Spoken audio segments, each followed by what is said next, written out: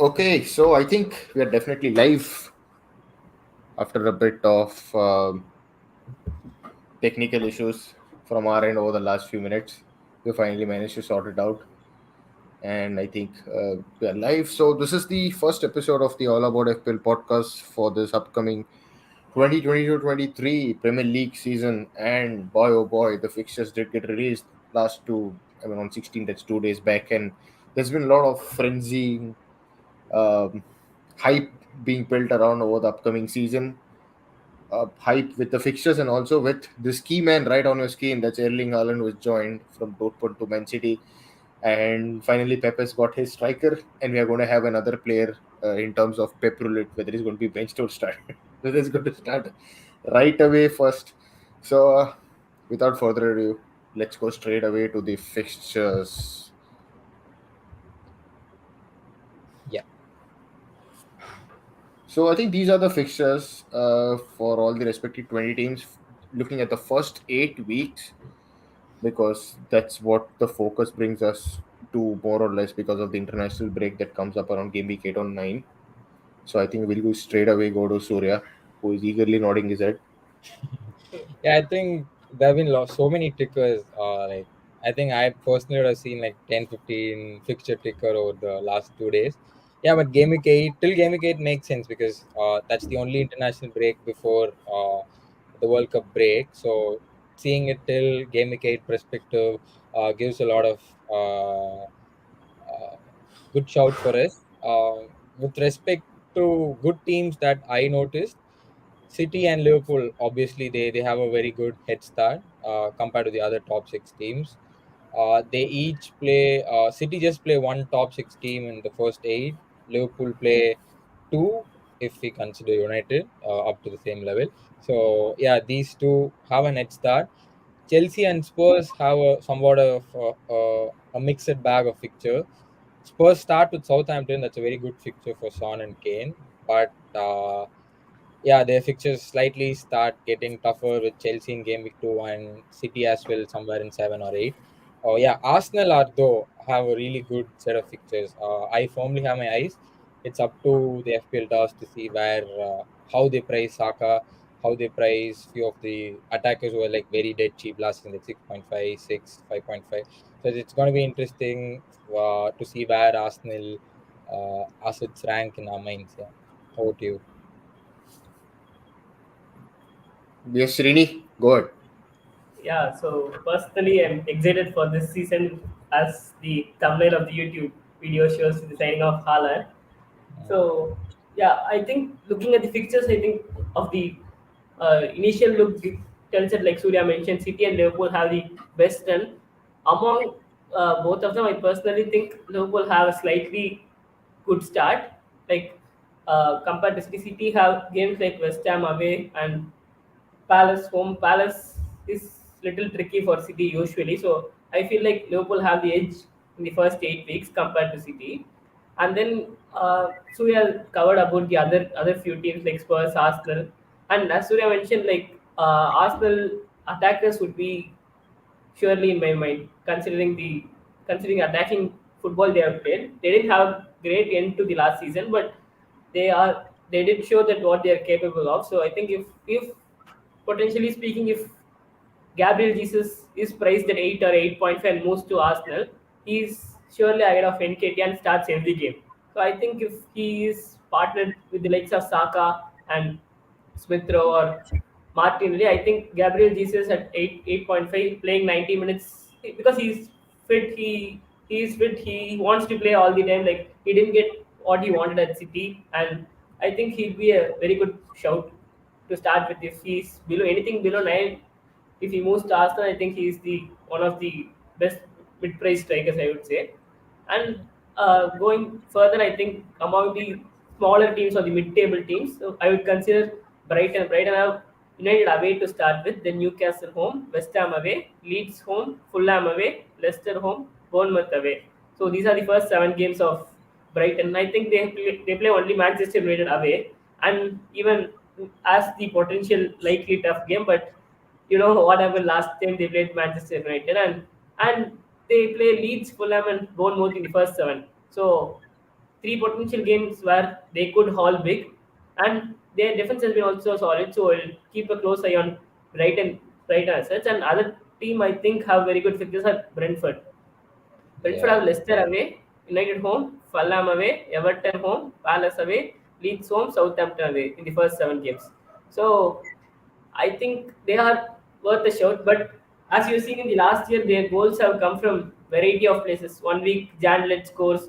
He is among the like top 3 points among Brentford assets. Mbuma had a decent start when everyone had he didn't convert it into points. Then he started getting points. Eriksen towards the end of the season. So they are much like a Leicester City. Their points are very much scattered all around the team.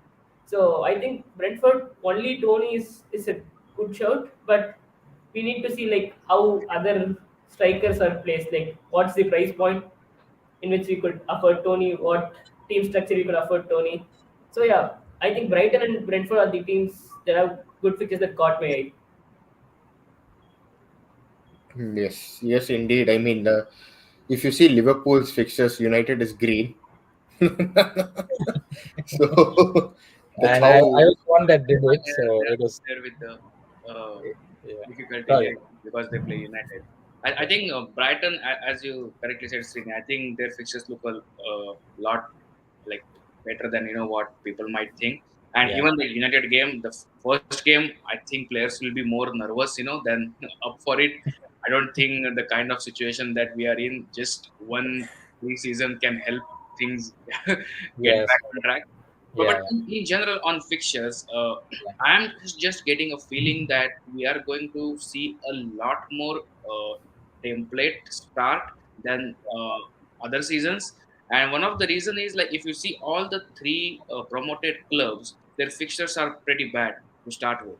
And yeah, City and Liverpool, they have a great start. So almost everyone is going to have probably at least five from City and Liverpool, and it will be probably many people will not want to go with the any promoted players because they have bad fixtures. So like even the likes of Mitrovic, like I was thinking if they had any decent fixture, he might be on my team, but that might not be the case now. So it's like maybe the templateness of a team is going to be a lot high even at the start of the season, which usually is not the case. So but maybe, I mean, I may be wrong. Like by the time the first deadline comes up, a lot of signings might have changed the things in other way. But at this point, that's what my thoughts are. But one thing to note is like the likes of West Ham and I was said Brighton, even if they have like first fixture that might make you Sound think that difficult. it's not a good fixture to start with. But if you just take that first game week out, where you can get a player and just bench him for that one, you have like a good couple of fixtures to follow after that. So I think even if you look at the Southampton one after the first fixture, I know they are like probably not a good team to target, but the first fixture is bad. But then Leeds and they have Leicester. I mean, yeah. So no, yeah, Southampton probably they have one of the worst fixtures. Yeah. So yeah. forget about it. Yeah, Leicester is traditionally a roadblock for them over the seasons. Yeah, but they also made some good signings like the Man City keeper, Bazuno. Yeah, he's just 20. He's already saved a Ronaldo penalty. He's kept a clean sheet against Portugal, and he made his international debut in 16. A lot of Irish fans rate him really high. Srini, any chance you heard of him? Like his Yeah, CV? yeah. Scott Carson has mentioned in like Scott Carson doesn't generally rate everyone like so good, but he had a very great opinion of this guy, and he potentially thinks in next 2 years he'll be one of the big things in the league itself. So Yeah, yeah, I think that was a good move in terms of a bit away from FPL. Like he played for Portsmouth, and then Southampton revealed his signing by co-treating Portsmouth Player of the Season. It was Bazuno, and then yeah, so that's how they revealed. So it was a quite fun banter today. Yeah, yes, yeah. But interesting in Brighton, one thing is that of course the fixture looked good, but they have lost one of their main players and potentially will lose another their player of the season as well.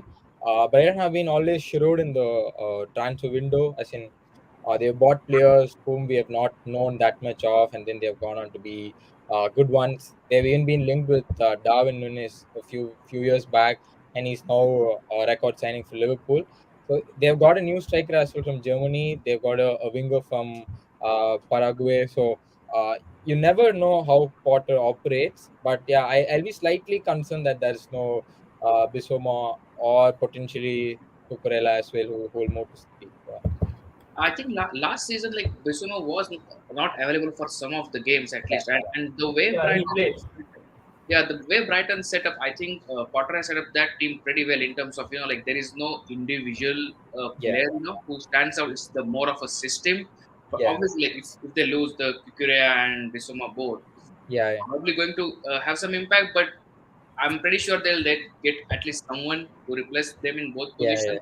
So it might not be that much of an impact. And obviously, like with Brighton, whenever you're going with the Brighton players, they are going to be not your one of the premium ones. So yeah, it's not yeah, like that you're expecting big things from them. So uh, I wouldn't worry about that a lot at this point, unless like if they don't end up sign anyone, then that's a different story altogether. But I mean, talking about Bissouma, if we want to shift focus, like Spurs or something, like they have made a couple of statements at the start of the season, and looks like they are going to be ready for the new season, probably earlier than most of the other teams. Like Bissouma, I thought like that transfer was going to go till end of the transfer window, but that happened quite quickly. No, that is only if United are involved, it will go to the end of transfer window. Other clubs buy quickly. yeah. But I think it's All Bissouma. the next transfer window itself. So Yeah. yeah. So United are always one window lagging, as in Sancho was supposed to happen one season back, and then he happened last season.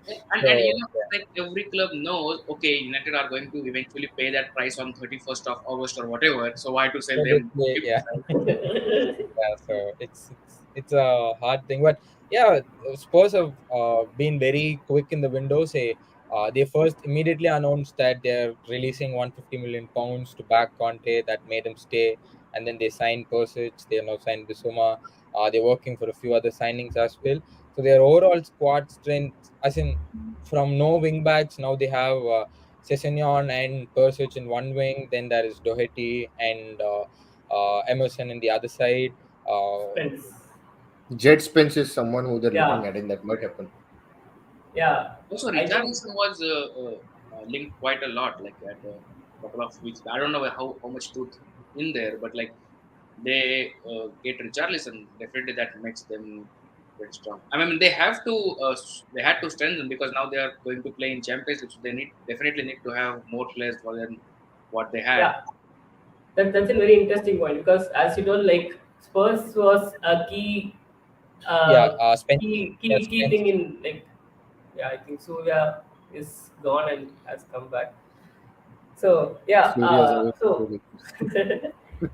yeah, I think particularly Spurs, as such, has mentioned, performed really well last season, owing to the fact that they didn't play in the Champions League. Like towards the end, Kane and Son had a big amount of towards the end of the season, Kane and Son were easily able to outscore Salah due to the fact that they didn't have any European football towards the end. That was one of the key factors. So I guess like Shiva told, with European football, I think it will be a different dimension this season. They need more depth, obviously, and Conte looks like he is going to make a statement because we could see from the time like Conte last season around game week 30 or 31, Spurs were going through a tough 2-3 results. They were winning 4-0 final and then losing 3-0 other day. So that day Conte was like, I'm not sure what's the future of the club and so on. But I think that was, but Tottenham, I think their management is really good and able to convince a serial winner like Conte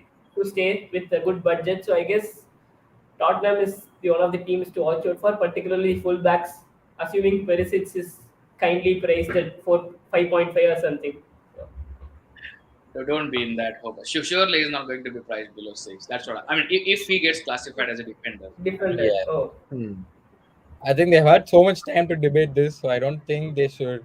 If they, after all this, if they still praise him as a put him as a midfielder, I have no hopes for FPL improving over the next few seasons as well. He I think should be. today FPL just dropped a hint that Son and Salah are going to stay as midfielders. I mean, may not be like 100%, but like they They dropped the hint, and obviously it may be the right thing to do. But if you look where Son plays, uh, Yeah.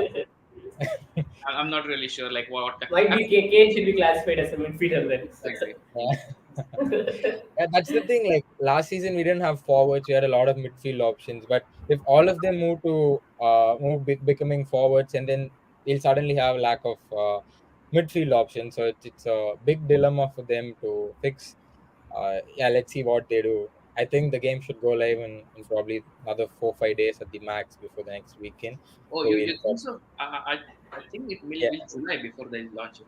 Yeah, no, Hmm. it's just my guess, my random guess. I think it should not be more than another week, but let's see. Yeah, it could be delayed as well.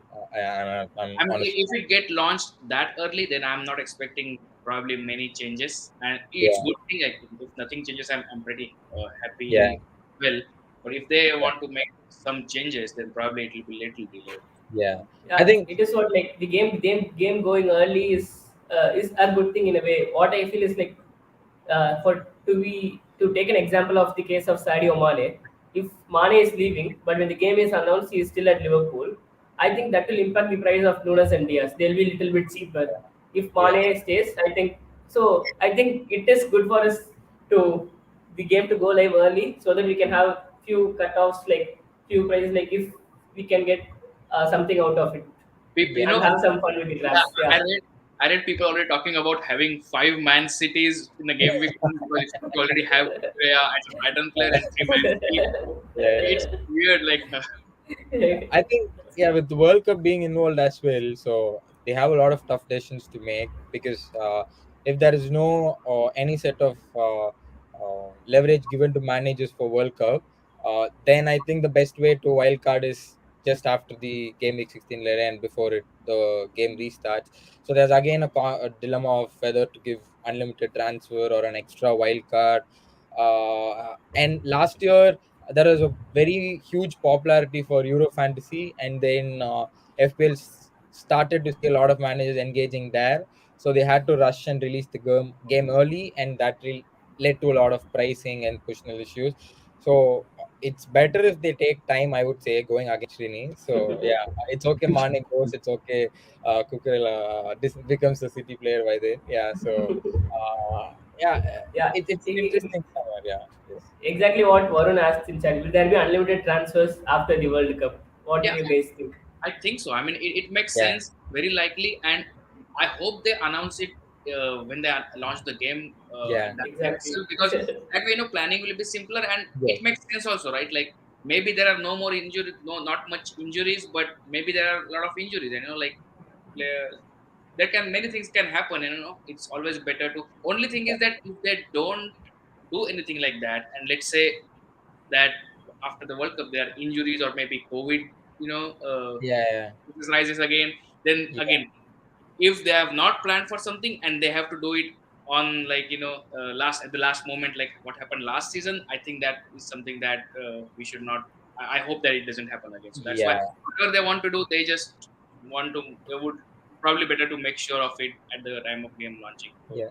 that The might. simplest, yeah, the simplest thing is to give unlimited, just like when they did for when COVID happened and they restarted, they gave all the managers unlimited transfers. It's easy, and if they do it when the game launches, we'll also have clarity, so we'll know when to use the first wild card. So probably if that's the case, then game week post the international break in 8, probably that's when managers will try to increase squad value by activating a wild card, swapping in players in and out to boost the team value. So yeah, the general trend is that there's been always talks that FPL is going to split the chips for first half and second half, like a set of chips fully for the first section and a set of chips fully for the second section. That will again make things interesting because you'll more or less likely have to play a free hit in a single game week in the first half. The same with bench boost. The same with triple captain as well. So I think I would be very happy to see that happen because it would make a lot of variability factors and it'd be a lot more fun rather than just captaining Salah against Leeds and I don't know who played Leeds and who was the other team. Yeah, I forgot, but then Knowledge. yeah, yeah. It So was knowledge. Now it will be Bournemouth. So yeah. yeah, for a EO of 260. Yeah, Yeah, Yeah. any talk that's going to happen of last season, I'm going to just pretend I didn't hear that. Yeah, yeah. And Yeah, that was the most famous game week 26 wild card. yeah. Game week 26 wild card, game week 8, Harvard's versus Salah, the Harvard's gate. Yeah, yeah, yeah. So it was I did all, not. I have like history server for all my seasons. I did not want to look at all, but now that we are going, fixtures were announced, I know like we were going to do a stream.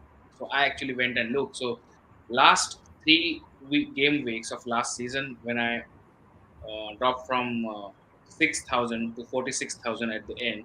That's like the worst period in my 16 years career that I actually checked that. And so I was just thinking, okay, even if it's like delayed by 1 month, I'm okay with that. I'm still, in my break mood. So yeah. Yes, yes, yeah. Okay, so just a little bit more on the top six. So, um, any team that you totally want to avoid out of the top six? Anyone that you want to closely flavor? Personally, for me, I'm not sure about Chelsea this season, except for one slot that would be Chilwell or James. Their attack, I don't know. There's no movement at all in terms of what they're expecting, how things going to change. Only Lukaku is being rumored to move away from Chelsea, which is it's the only any transfer rumor that they're related with. So just like United, they are lagging in the transfer window. So for me, it's Chelsea and United are an avoid. Probably two premiums from City, Liverpool, and Spurs. You wouldn't know the price, but that's what I roughly think of. Yeah, your yeah, thoughts, guys? and again, like last season, it looks like I'd be tempted to go big at the back. I mean, not Yeah, like five at the back, but because obviously you'll have I would probably go with Cancelo, at least one of Robo and Trent, at least one of Chilwell and James, and obviously Perisic is something like probably if he comes in a defender, obviously most of us will have him. So that way, like at least four big defenders, I see that even before the game launches and before the price, I think that's what I'm thinking to go with. Especially also if you look at the fixtures, it yeah, looks better for clean sheet as well. So again, a lot of things depend on the price, but yeah, number of premiums that we may have at our disposal, yeah. especially that now Haaland comes in the City shirt, so it's like that you'll have to pay probably 12 and a half for him. So never know how he'll maybe like going big at the back or 4-5 at the back is the Yeah, only way to accommodate 2-3 premiums upfront. So yeah, that makes sense. Yeah, Srini, your thoughts on how often will Haaland play, or will he be a part of Pep roulette, or like do you think he's rotation proof? Yeah, I think for the initial start, I think he won't be rotated, but we need to take into account of how injury prone he is. So if you are going to pay 12 or 12.5 for Haaland, and so to put things into context, if you are ready to pay 12 million for De Bruyne and 12.5 million for Haaland, I think for the initial few weeks I would still go with De Bruyne because yeah, for the fact that Pep I think we need to watch the preseason games, but I think Pep will slowly move him, like he'll play 70, 80 minutes initially and he'll be managed properly by Pep. So I think he won't be playing all the 90 minutes like what they expect from a player like Kane at the same premium price. But I think after some time, after having an eye on him, I think we can go back to Holland. In the longer run, yes, I think De Bruyne's points will be eaten up by Haaland, obviously, because yeah, I think this season we can expect City to be more direct in the sense more crosses into the box with Pep wanting a left-footed left back, like proper left-footed left back, and Cancel and Walker on the right side. I think there'll be more crosses and more points for Haaland. But for the initial few weeks, I'll be a little skeptical to go with Haaland. I mean, are you really sure? Like, I mean, maybe you're right, but I don't think that Pep will just change his systems the way he plays just because the Haaland. superstar Yeah, yeah, form is there. Because that is something why I really am looking forward to watch City's preseason games. Is yeah. if you remember when Pep came to City and Aguero was in his prime form, Fine. he actually made Aguero change his game and maybe drop a little bit, work harder. I'm not saying that Haaland cannot do it, but we probably haven't seen him do that. Yeah, with that effect. And if he actually does that, then how much that's going to affect his FPL prospect, right? So yeah, that thing also is to be seen. So I'm really looking forward to see how City line up and how City play in the preseason, or at yeah, least in Community Shield, because either way, I mean, if Haaland plays anything like what Aguero used started playing, or like maybe how Kane plays, then as you're saying, probably KDB is the better option.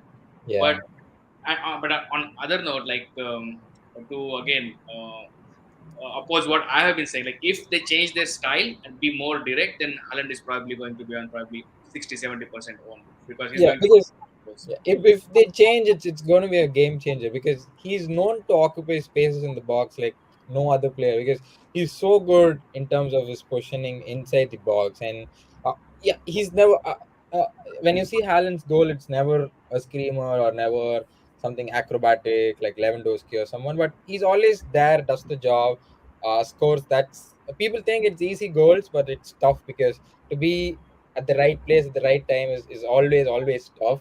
So it's as you said, it's going to be interesting if Pep revolves his tactics, which is traditionally not for one player.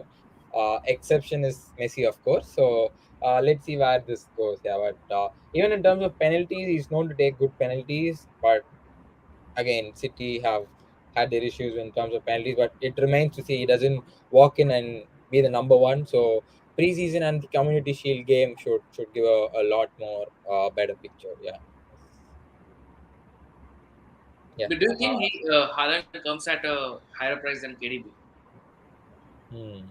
I think so. Haaland comes in at 12 or 12.5. KDB I think doesn't cross 12, I guess. So KDB will be at 12, I guess, and Haaland will be 12 or 12.5. Yeah, It's my okay. I guess. might get some slack here, but I think Haaland would come at 11.5 because of the fact when Lukaku came back from Inter Milan, he was a Premier League proven striker who had an amazing season for Inter Milan the previous year, but still he was priced at 11.5 FPL. So there's always this new player tax that FPL applies, which is traditionally seen across players.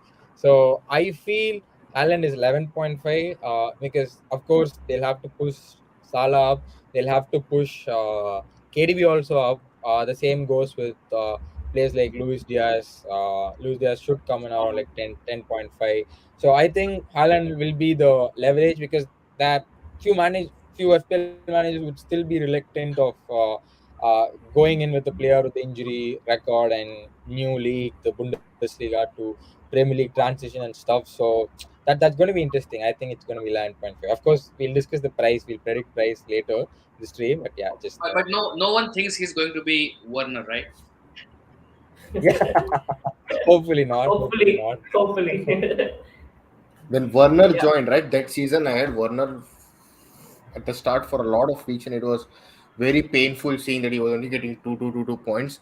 But the Yeah. one game against Southampton where he scored a Six, lot of points is where six, I was finally relieved, and I told Yeah. myself it's time for him to go. Now I think he's that game just Ings literally also done. scored 2 goals for Southampton. That was a high scoring one. I remember it was 3-2 or something. Yeah, yes, yes. that was a good fixture. Yeah, so I think let's move on. Yeah.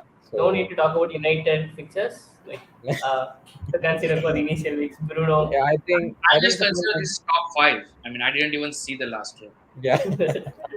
Oh my Yeah, God, Shiva is totally roasting United today.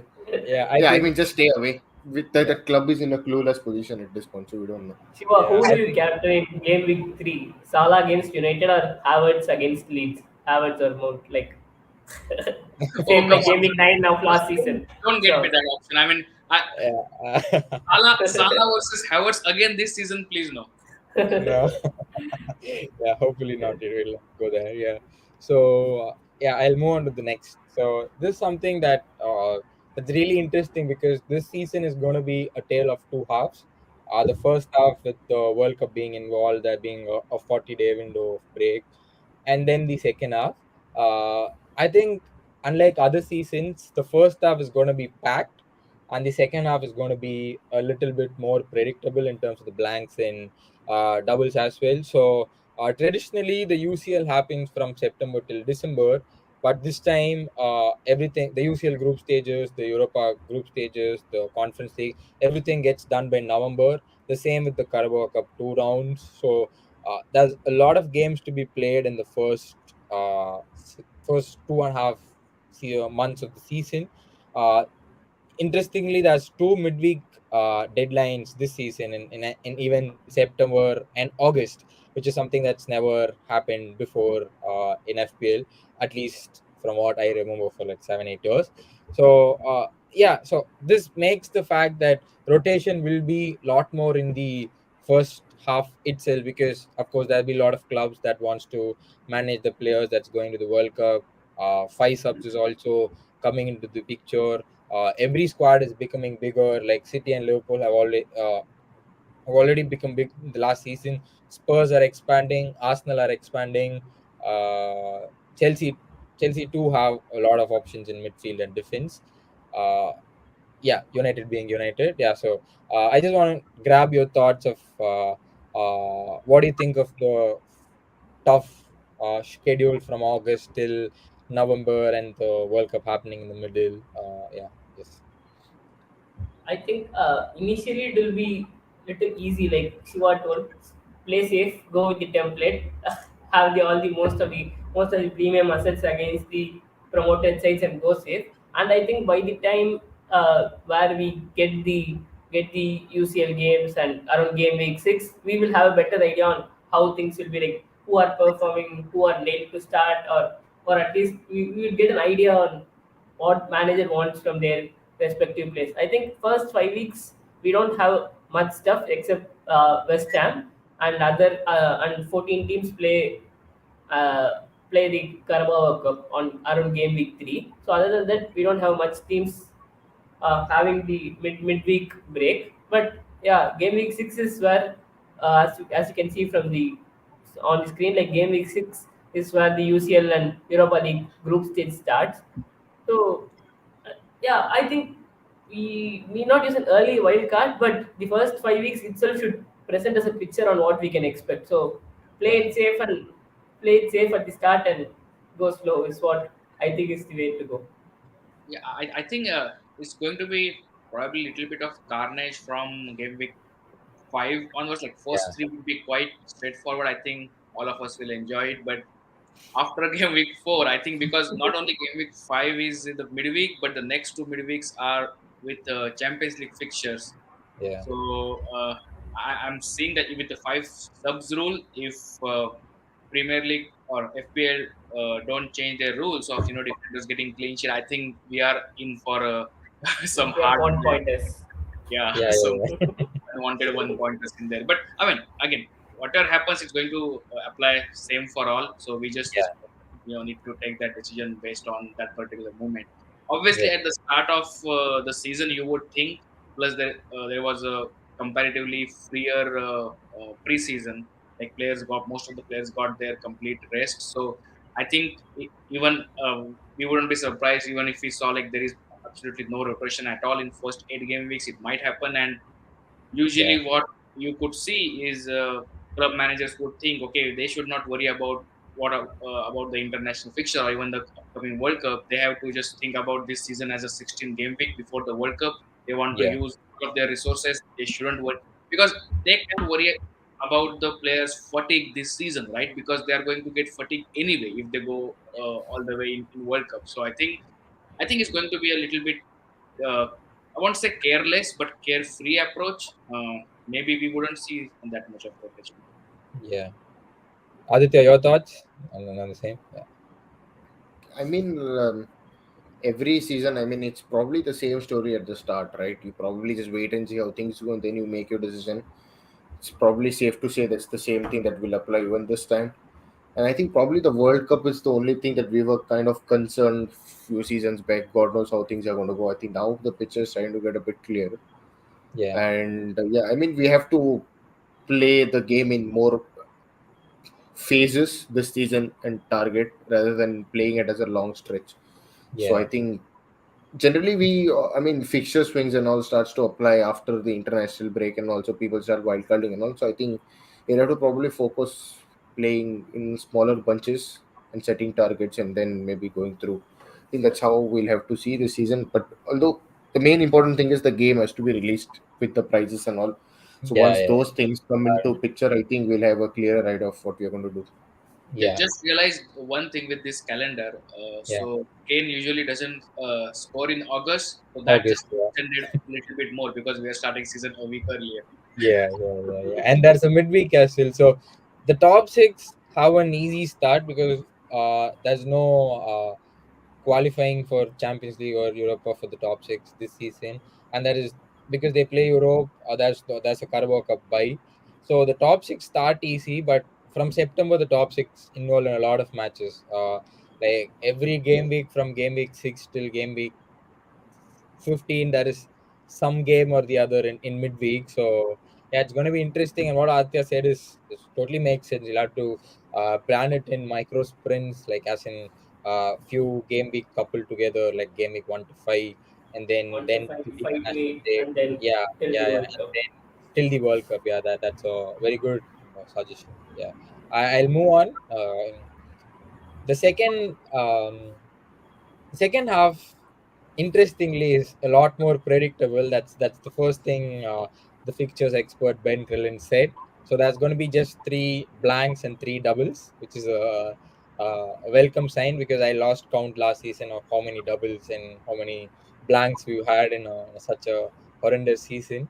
So, like, what's your thoughts on this, guys? Like, having a stable second half of the season, how important it is for an FPL manager, because last season it became taxing for all of us because we had to research on Burnley players who generally we wouldn't consider, and we started considering them just for the sake of their doubles like Weghorst. It helped in a lot of scenarios, like we got in Richarlison, we got in Mikolenko. A lot of it worked, a lot of it didn't work, but we had to put in a lot more effort in terms of getting to know what's happening. But having a stable, hopefully without any COVID disruptions, how important do you think it is as an FPL manager? Yeah, Yeah. So what I think from the second half of the season was like last season was totally a one-off thing. Like it was the craziest season of FPL since I have started playing for the last 10 years. So I think that will be a one-off. Hopefully, like what Ben Creden had told, and I think we can take it one step at a time. Like as yeah, what Aditya has mentioned, go till in phases till the World Cup, and then see after the World Cup who is, and this thing will also be the World Cup hype. Someone usually performs well at the World Cup in the January window. They'll be obviously linked to a very big amount, or there'll be some crazy transfers. I think this January window won't be like the typical January window where there'll be less transfers and little stuff going on. Usually summer break is where most of the transfers happen. But I think since it's a World Cup year and World Cup is happening at a different time just before the transfer window, I think so it will be little different. So we need to wait and watch. Yeah, I think I just have one thing to say.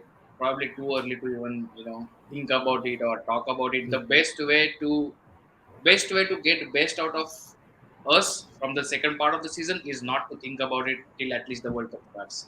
That's what my feeling is. I mean, obviously we'll get a good break in the World Cup, and then we have a lot of time to think about it. It's good thing that it looks like it's going to be a lot more normal, but again, yeah. we can't take that We for can't say granted. it. So, Yeah, also, like we may see some big transfer or what do you call, significant transfer happening in January because World Cup usually sees like one or two players coming up, which we have never heard of, and like the big clubs might want to play a lot of money even in January to get them. So we might even see some good signings in January. So yeah, yeah, at this point, I would probably just not yeah, think about it. yeah, Yeah, I think for me to quickly sum up things, I will start thinking about the second half of the season once I reach game week 17 deadline. That's what Shiva is saying. But I think for me, hopefully things go normal. I think I would call the second half of the season as the autopilot season half, because pre-COVID we all knew how we play, right? We are going to build up players when the game week blanks for FA Yeah, Cup and those all those League Cup finals and all, and then we yeah, use one free hit and then we wild card. So I think that story is going to probably remain the same here. No, That's but just an early do shout. we really want that? I mean, when you put it like that, it really appears that autopilot mode. Do we? I definitely don't want a season like last one where we yeah, are like completely exhausted and a lot of variance. But when you put it that way, okay, normal means what? Autopilot. Okay, just use this chip gave week, that chip that gave week, yeah. and just I mean that's I why mean, like I, again, it is more of circumstantial based, but yeah, you're yeah, just looking at game week numbers right at this point. Yeah, We yeah, don't know which team will play how, and even in terms of transfers and all, I think this summer window is probably for teams to fill in their gaps. And the yeah, January window, I think no club is going to sign players because it is not feasible, and people are looking to finish their league rather than building teams at that point. So I think signings will not impact then at that point. But now is where you can see clubs filling up gaps and buying players from different leagues with different positions. And that's where we see the bigger clubs are smarter enough with their signings, while as some clubs don't learn their lesson. Okay. I think as Shiva said, there was one comment to Ben saying, when Ben said that it's going to be just three double game weeks, one guy was like, wild card, triple captain, and bench boost sorted then. And then he had to reply back saying, okay, it will not be that easy, though the FA Cups could cause a differentiated double. So I think, yeah, I think autopilot should take a lot of fun out of it. But again, we can't talk a lot without knowing what is going to happen with the game in terms of chips being available for one half or the other. But yeah, we'll see it when we reach the second half of what happens. Yeah, yes, yeah. This again pretty much sums confirmed by Ben of the doubles and sing blanks that will cost in the second half of the season. I'll just Quickly read it out for the read podcast. it out loud. So the 25 will be a blank because of the EFL Cup, or only two teams will blank or one. 28 will be a blank caused by the FA Cup semis. Generally, like 4, 5. I think last season it was 5. 4 to 6 will blank. Then there'll be a double in 29 to accommodate one of the blanks earlier, and there'll be an FA Cup semi which causes a blank in 32, and the traditional 34 and 37 double. That's what we have seen leaving the COVID seasons out. That's when the bigger doubles happen. That's when people wildcard so late into wildcard in 35, then triple captain in one and bench boost in 37. That's always been the case before COVID. So this is pretty much a confirmation of that for our audio listeners. So now we'll go into an interesting section of price prediction. So I made a case for Haaland being 11.5. So I'm gonna leave the floor to you three to predict Haaland. are we going to record it somewhere and maybe post when the prices are allowed? Yeah, I'm gonna note it on my phone. I'll make a tweet of saying who got how much. Yeah, yeah, yes, yeah. I'm going with 12 for Haaland. Okay. Ooh, I 11. think then the fund should be like 200, not 100 million.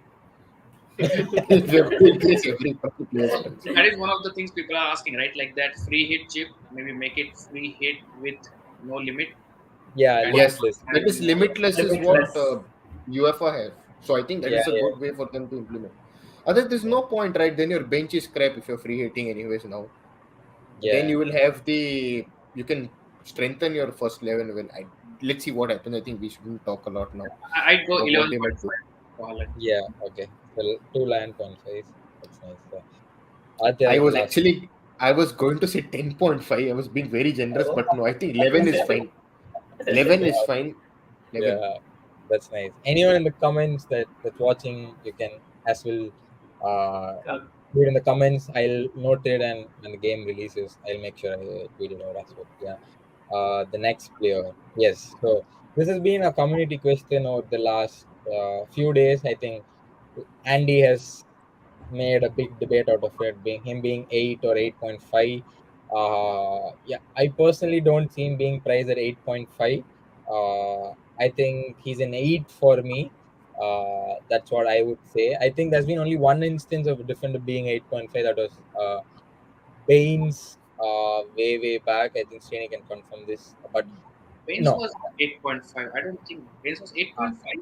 Yeah, no, I think he didn't start at 8.5. He ended Okay. up the season at 8.5, and Terry ended one season at 9 million, I guess. So Oh, in the okay. initial seasons of FPL, Terry ended one season at 9. So yeah, Uh, but yeah, as Surya told, I don't see him starting at 8.5 for sure. 8 is itself a huge amount to start for a defender, because if you take into account, I think 7.5 or 8. I'm going with 7.5, because I think a player like Trent, who will be potentially hauling, and there'll be price rise as soon as things happen. So I guess seven. I'm going with 7.5. I'm also going with 7.5, and the reason is I think FPL also have to consider the amount of premiums that are in the game now, and they are not going to change the budget. It's not about your like under showing under appreciation, or like under pricing someone. It's the position also that you need to look at. So I think they probably should keep a cap on the defensive positions at 7.5. So I believe like there's a good chance both TA and Robo can come at 7.5. I think still Robo will be zero point 0.5 less than TAA, as Varun has asked in chat. Robo versus TAA, assuming zero point 0.5 difference between the two.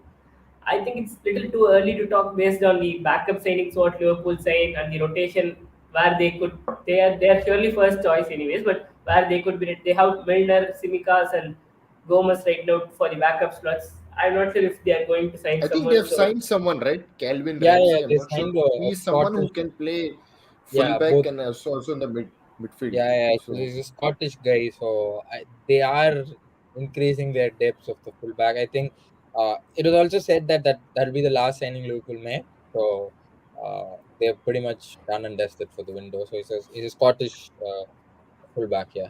But I think they won't be point 0.5 apart. That's what I feel. I mean, if you just go by last season, there was a significant period in the season where Robo was outperforming Yeah. Trent, and it's not just like how he posted the stats, but also how he looked, like how forward he was, like a couple of goals Yeah. that he scored. His positioning was also quite high. So I'm predicting both of them to be at 7.5. Interesting. Yeah. Aditya, yours? I think he'll be 7.5. I think 7.5 will be the cap for defenders as per the max price. I don't think he'll be 8. If you make it 8, then I think the budget has to go up. Yeah, and if they by chance if they make it 8.5, I think the game will be over. it will go Yeah. crazy So then, because like last few years there have been many premiums, like Shiva pointed out. Like 5 6 seasons back there won't be many premium defenders as such. Now we Exactly. have all the top six except like an Arsenal, all have good fullbacks and they are all premiums. So Exactly, because if they make Trent 8 or say 8.5, then they have to also bump up Reece James to 7, Chilwell to 7. So yeah, that's going to like 7. it will be inflation all around FPL. None of us want in And defensive. in a way, playing big at the back is also against the crowd. Not a lot of managers, not a lot of casuals will do that. And if you keep increasing the price of defenders, even the ones that want to do that will be forced out of it. And pretty much every team will then start looking pretty much the similar. So, yeah, And in price. very different point, right? We know Yeah, all why how FPL want their game to be. They are more into yeah, like more people playing, more enjoyment, more for fun, right? So nobody would yeah, enjoy owning three premium defenders at the back, but they will definitely be enjoying if they get all Holland, KDB, Salah, Song in one team. That is what is going to make if people play FPL, casuals, if we can say that word, to play FPL more. And if they price defenders like 8 and 8.5, I don't think that is going to be possible. So let's see. Maybe I'm wrong. Maybe they'll price at 8. Let's see. so all have gone at 7.5 except no, Surya. no, no. I am at 8. I am at 8. Yeah, so yeah. Okay. Okay, so Oh, cancel it.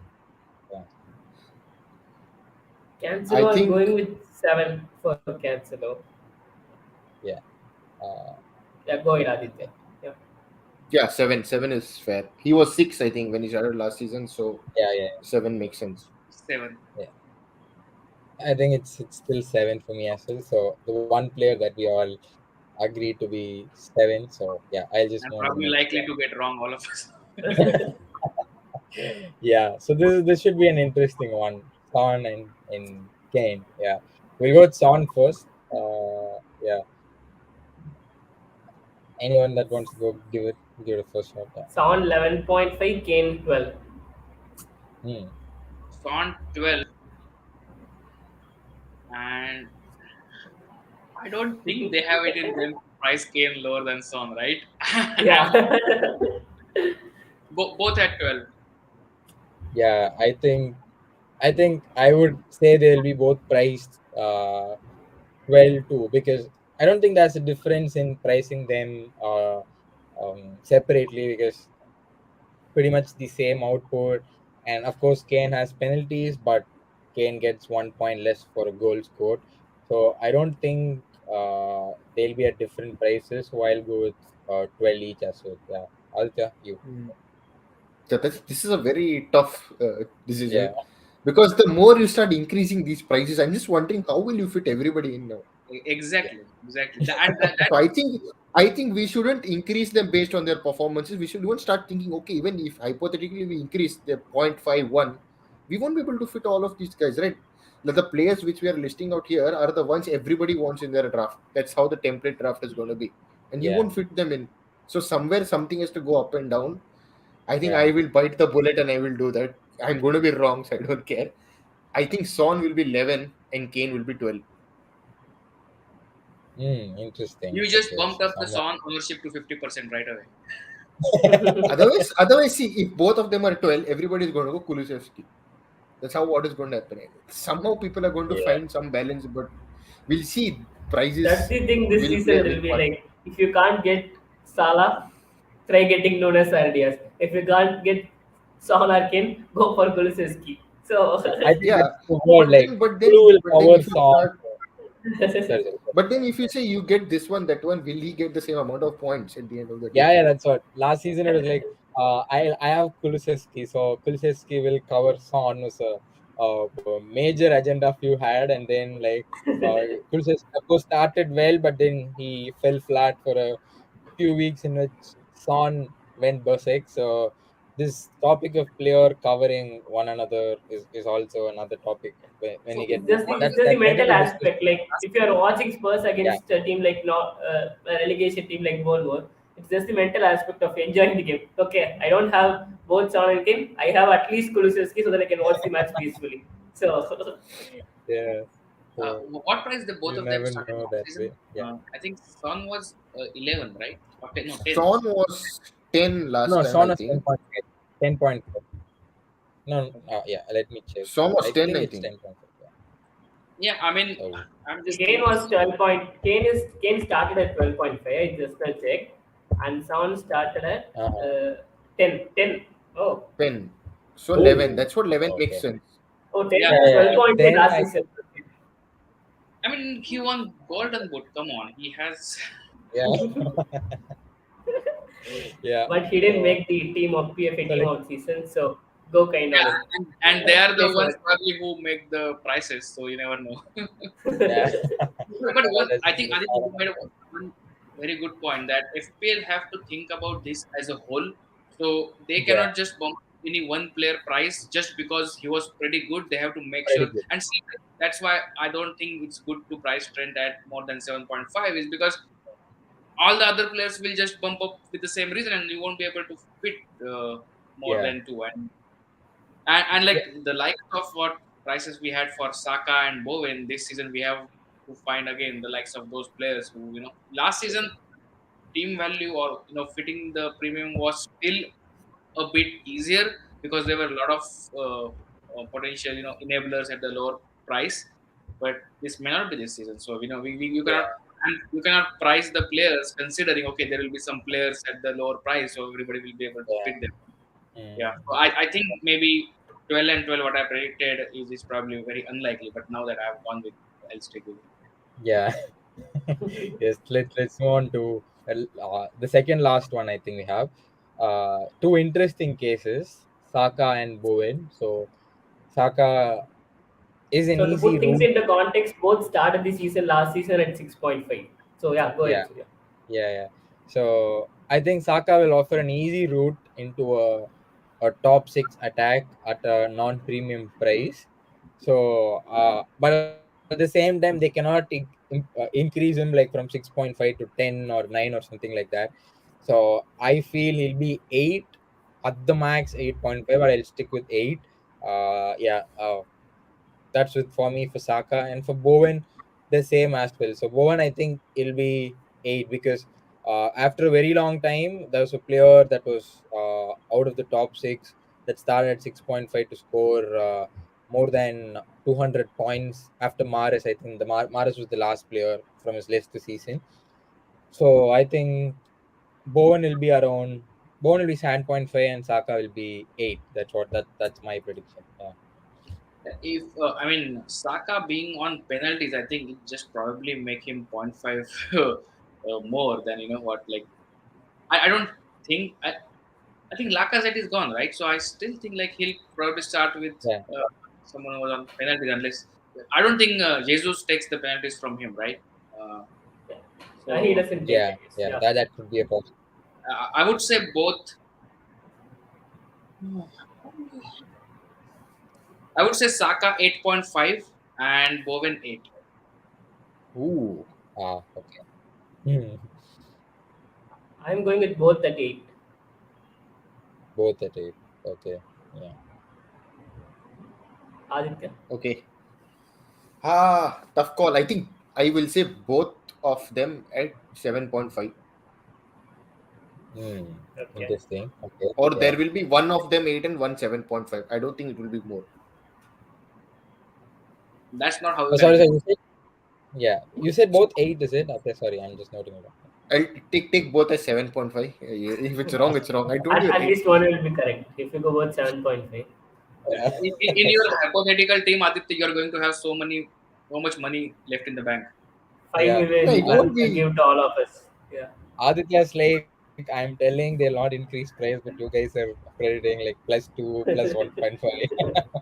Yeah. Let's see. See, Yeah. even if they bump up the price a lot, I Yeah. think how in I think UCL fantasy and all, I think after certain weeks you get extra 5 million or something.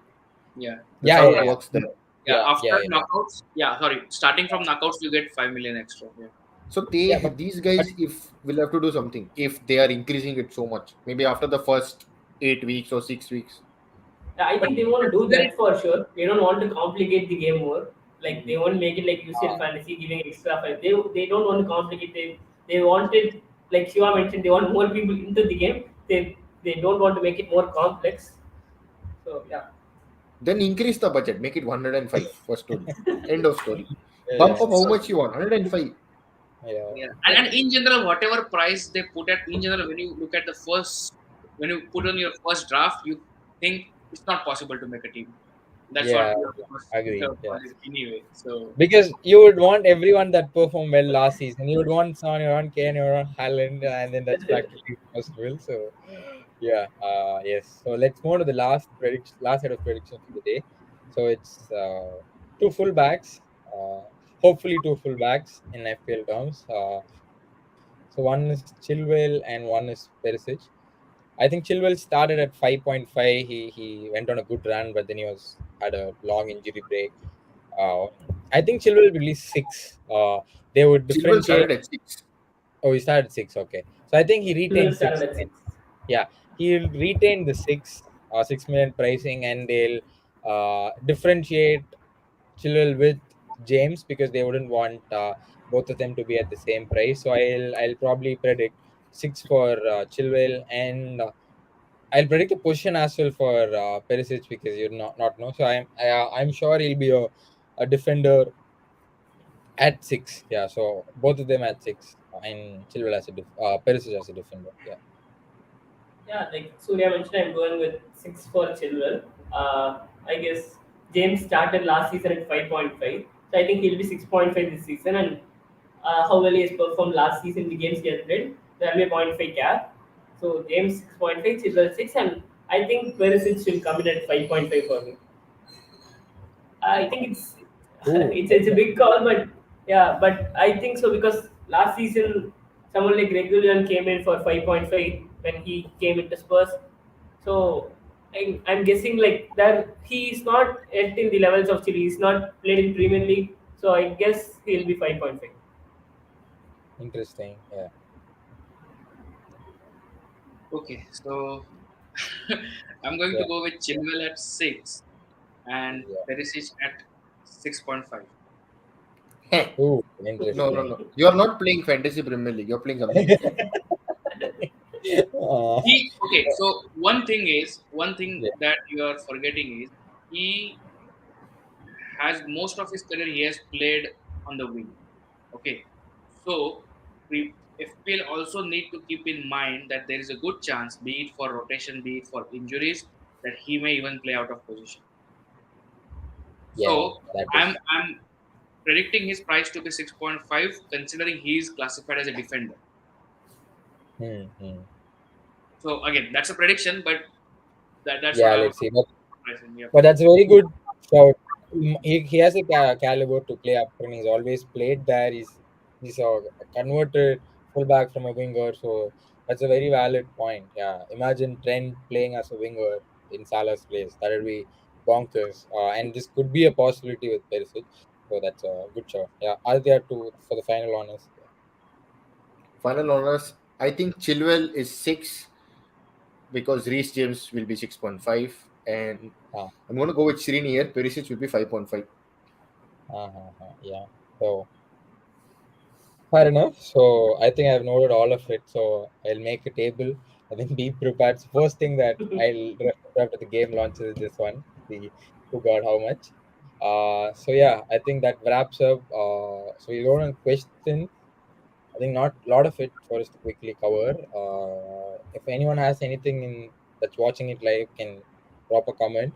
I'll go to a few that we've had. FP in Algeria has asked NKTI is an Yeah, option with Jesus. I don't think he will be an option if Jesus is there. They won't play two strikers at the same time. Jesus can play on the wings, but I don't think Arteta will want him to play on the wings. Jesus, if he moves to Arsenal, he starts as a striker, and Nketiah will be second choice. As far as fair I enough. read yesterday, somewhere I read yesterday that Arsenal are what they were saying, cautiously optimistic about Gabriel Jesus. So I think I'm very happy Srini said if he moves to Arsenal because if let's see Yeah, what happens. There is still a lot of time. yeah. Look, I think I'm not able to read that name. Yeah, I don't know, but he's predicting Nunes to be at 10. I think he will be No, around that. I agree, but one thing to think about is like how much Firmino will be, because if you really think he's going to challenge in that position, I think Diaz will be straight away swap for Mane, and he'll probably start with the first don't choice. forget Jota. Yeah, so Jota also. So I mean, I wouldn't be surprised if he's both Firmino and Nunes are priced around 9. I wouldn't be Yeah, I surprised. think 8.59 is fair.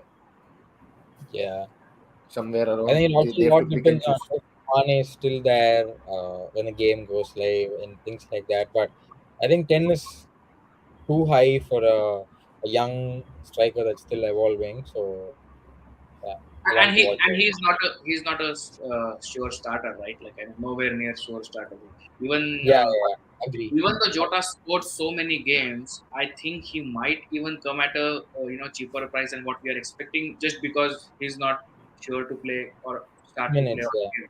So And that goes with Foden as well. Foden, even though he's a very good player, they have not priced him high because he's not expected to play. Yeah, as long as Pep is there at City, I think Fodel will keep getting priced at 8, because he will never be confident owning him.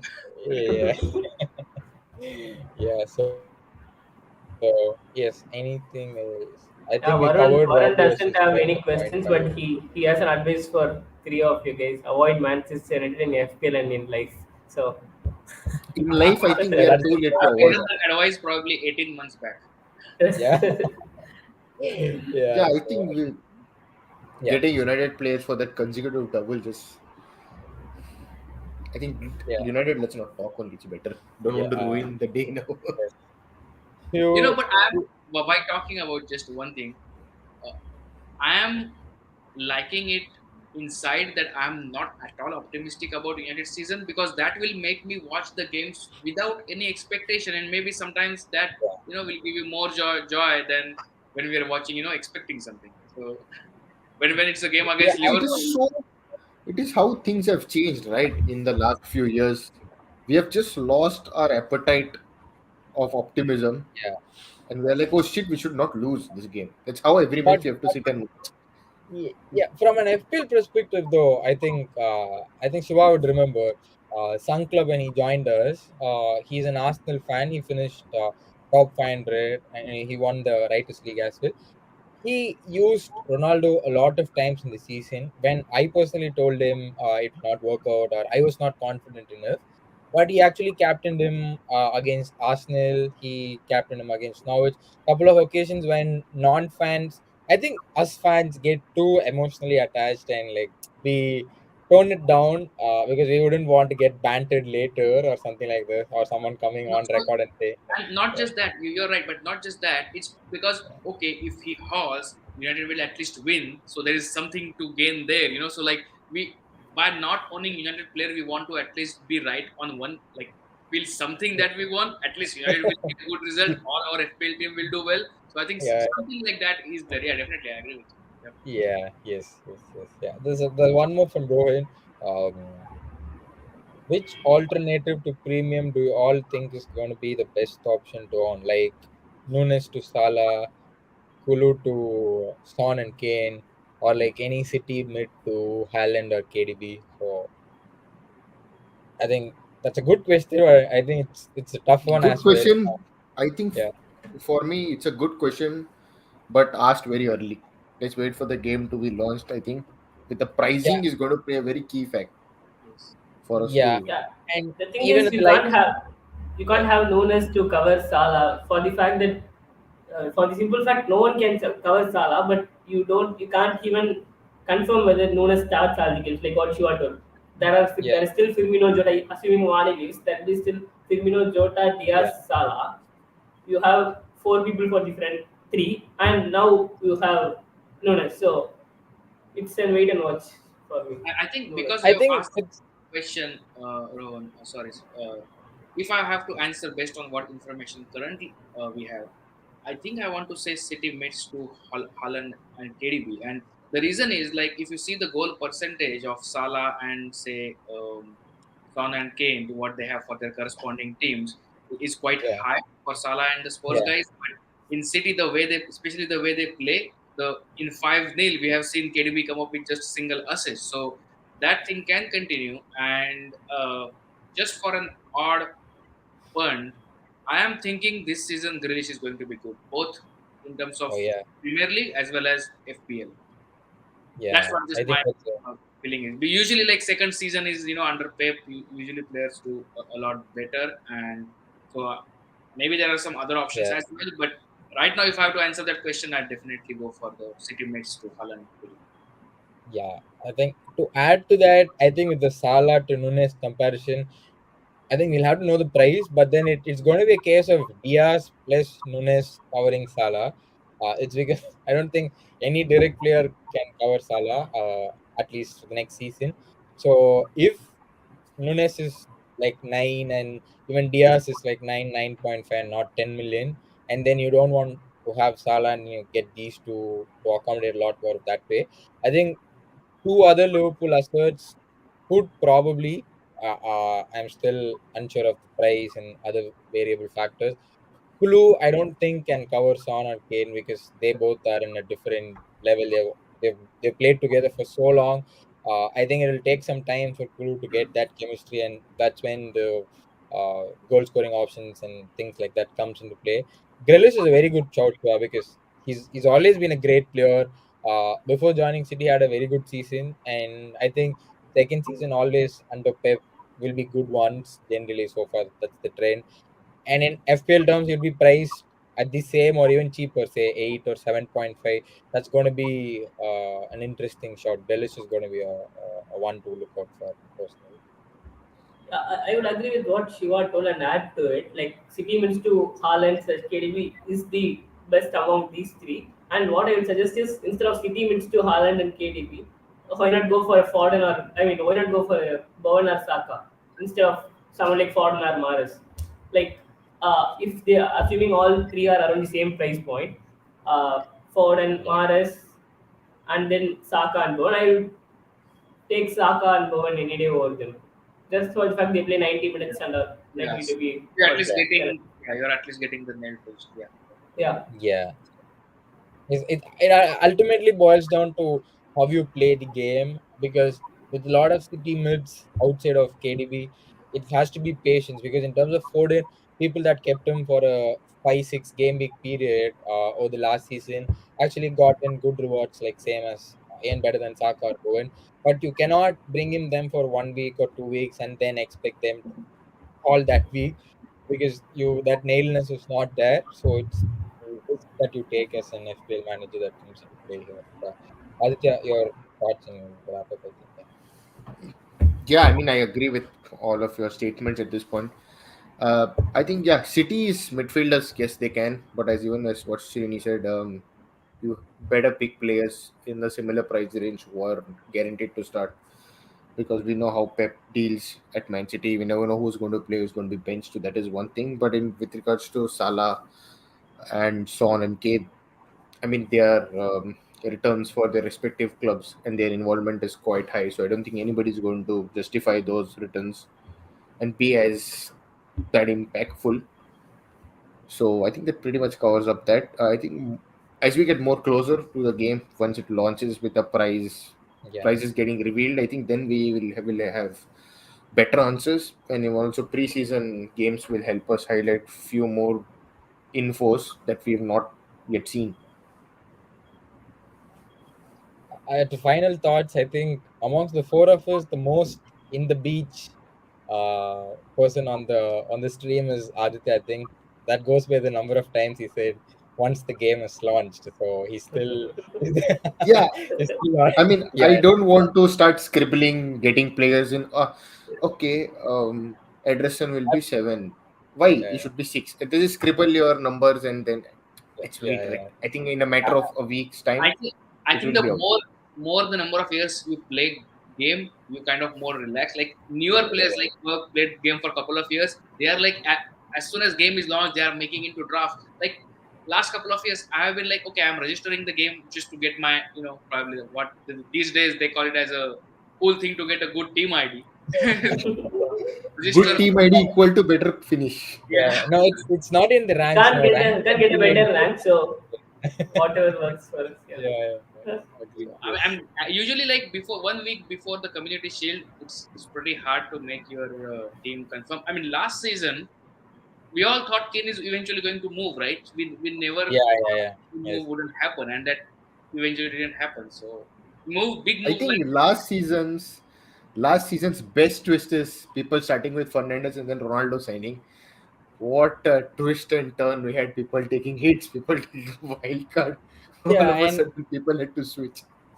yeah, that transfer window also comes a lot. And since we start early, there'll be more players that's joining after yeah. the season kicks in. The tactics could go left, right, and center. That's a good point. Yeah. Managers could get changed. Yeah. One thing that we didn't talk like five sub rules. I know that Pep and Klopp asked for it last season. Pep really never used his substitutions at all. Used it. Yeah. Not even used one. So do you think like this is going to actually practically come into picture apart from like handful of games when there are injuries or stuff like that? Yeah, I feel it's more of a psychological thing. It's just Yeah. that an injuries come in, because I know Pep and Klopp are the predominant ones that always wanted it, but they've been notoriously known to not even make one sub or just make one or two. It's just that psychological factor when you see a player is struggling, you want to, because these managers are very conservative in their tactics, in their in-game tactics. They wouldn't want to make 5 changes to change the Exactly. complete flavor of the game. And I feel even the smaller, even though it was requested by the bigger ones, I think the smaller teams would be the ones that be desperately trying to change things in game and like use all the five other than the big ones But unless they don't have They that don't have patience. the depth. Yeah, Yeah. bring good I think five. just swing in an academy player, or yeah, just for the fact of that. So I don't think it's going to be properly utilized for the way it's being put out for. It's most of a psychological Yeah, satisfaction for managers, in I my agree. opinion.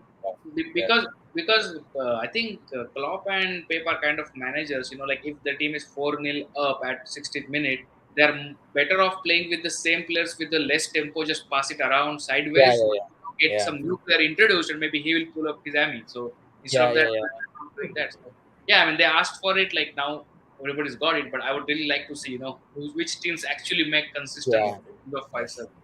yes, yeah. Yep.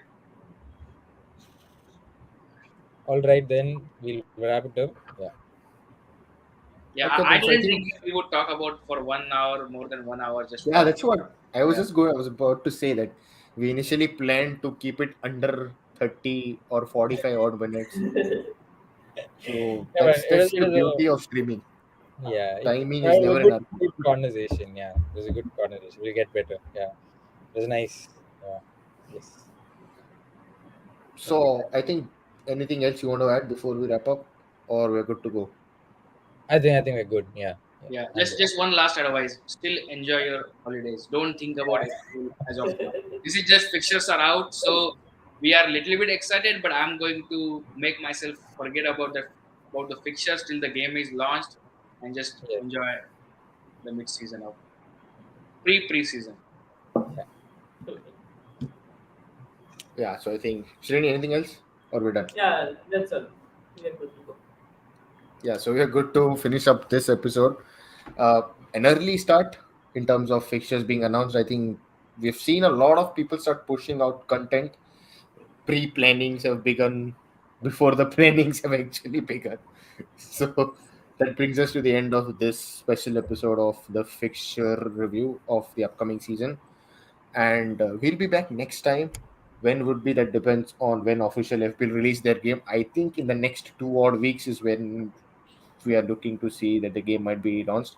Once that's out, we'll have one stream, and then we will go on to covering up the teams that's team previews and looking at preseason. So that's probably in the next few weeks lined up for all of you guys watching us on YouTube and listening to us on the audio platforms. So yeah, that brings us to the end, and we'll see you all next time. Until then, stay safe and enjoy your break from football and FPL.